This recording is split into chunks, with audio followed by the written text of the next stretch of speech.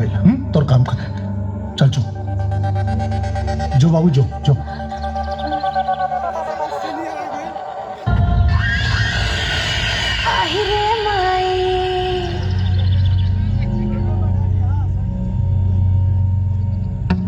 ते हमसे शादी कर बे? हाँ, यही खातिर ते इतना दिन से पगलाइल रहनी है।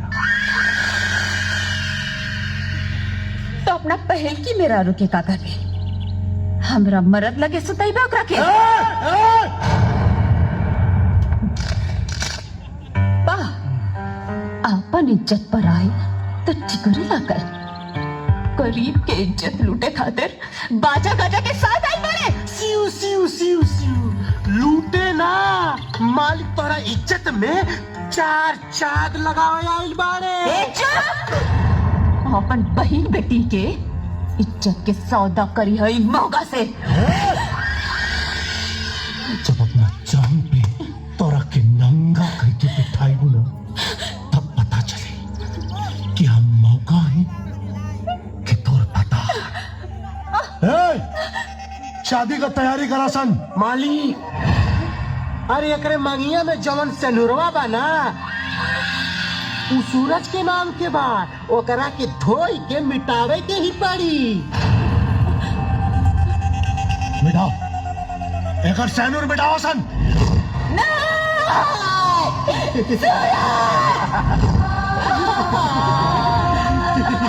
सिउ सिउ सिउ मालिक, रगड़ रगड़ के धोई। ई रंग है कि छुटते नहीं थे और रगड़ी।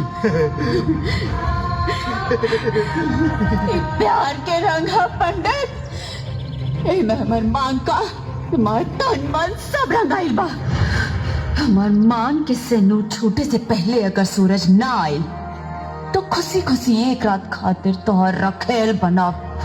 तो हमार रखेल बने खातिर तैयार हो जाओ, काहे कि तोर सूरज डूब चुकल बा। पानी डाल पंडित, डाल पानी।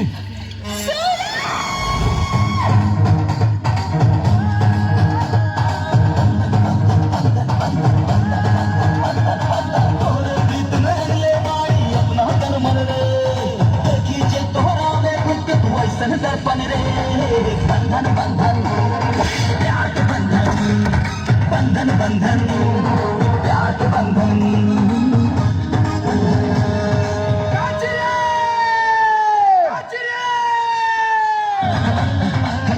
छोटी मलिक कजरी के आज तक वैसे कुछ नहीं की मंगले, लेकिन आज मांगे तनी तक कजरी खती मांगे तनी मालिक।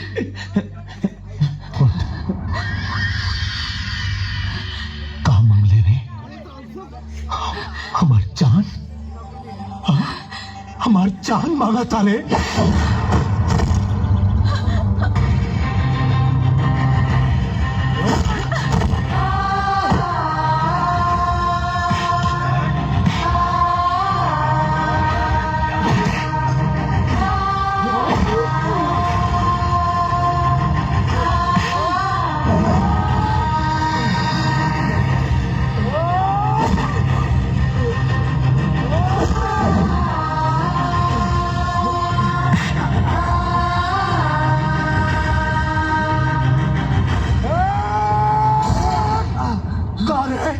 हमार फेकल हड्डी चूसे वाला हमार कुत्ता तो इतना हिम्मत कि भगवान सिंह के जान पे हाथ डाल दे ले। कारे जान पे हाथ डाल दे ले।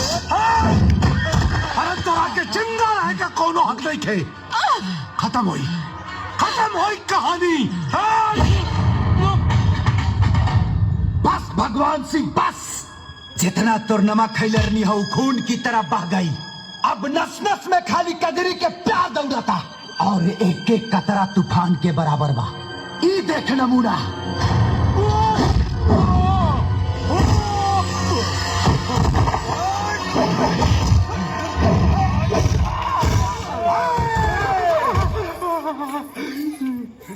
भगवान सिंह, ते कहले रहले ना कि हम क्या अपन जांग पे बैठाइबे।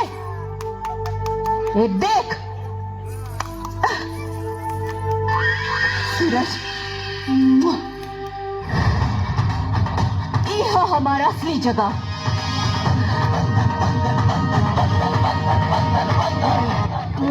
मालिक अरे हमरा के छोड़ा सन, ओकरा के पकड़ा सन ओकरा के।